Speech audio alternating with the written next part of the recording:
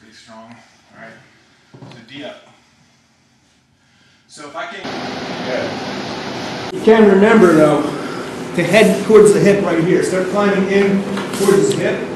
I pretty much want to fall in place as opposed to falling over. So a lot of times this leg has to get somewhat structured so this leg can sit through. And then I'm using, as that happens, I'm using my shoulder and head to pretty much turn like his belt would, up and around his belt.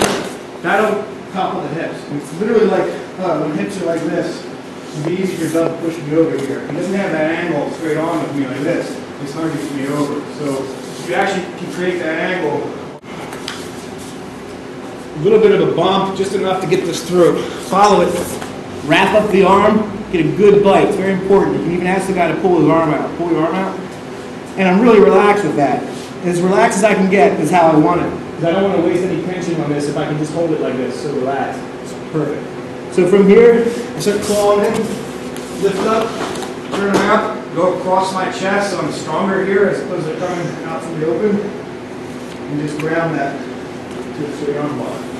Alright? Look at his armpit on the opposite side. Just across the chest. Start climbing in. Keep going towards him. Not far enough through? Yeah, I mean, like ultimately, like twist in. Like towards his hip is good. Ground that elbow though. Always pushing directly away from you. Control the shoulder. So I'm here. I get to here like this, and a lot of times, see how heavy I am on this right side. Most of my body's out here. So sometimes, even when he's pulling his arm out or whatever, you follow that through. Look how I sit through the same way I did the other way. This time my left leg sits through, right? Just sitting in base. And then my head climbs up over the hip the same way. And I start turning in on his shoulder to shoulder, sandwich to the floor. Cup his forearm so he can't get out of the right angle. As opposed to like doing this or something.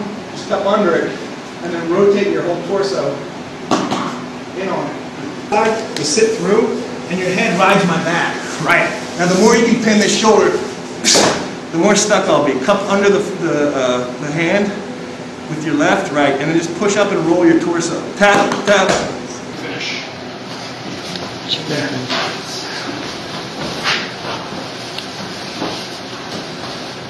Good. That twisting's good, man. That knee leg's gonna be which way you're going. Well, yeah, but it's try to calm it is it. good. Wow. Flexibility.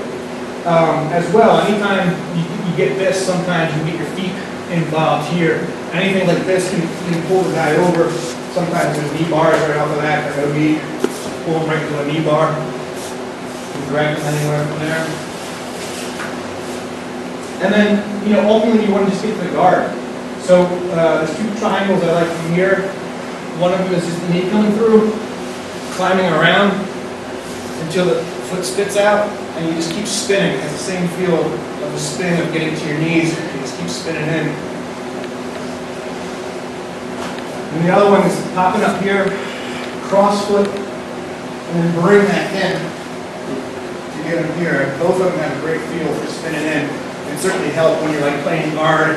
You sort of get stuck here and you start doing the same. So I'm here like this.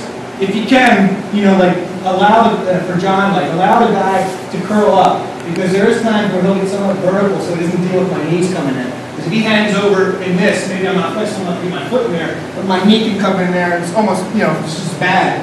So sometimes the guy gets somewhat vertical, and like will push on your feet and things like that. So you can come in through here, right? As soon as you get in through here, you're digging with this. It's the same thing I'm going to do with his hip. This leg stays high, with my hip come off the ground, using this, right?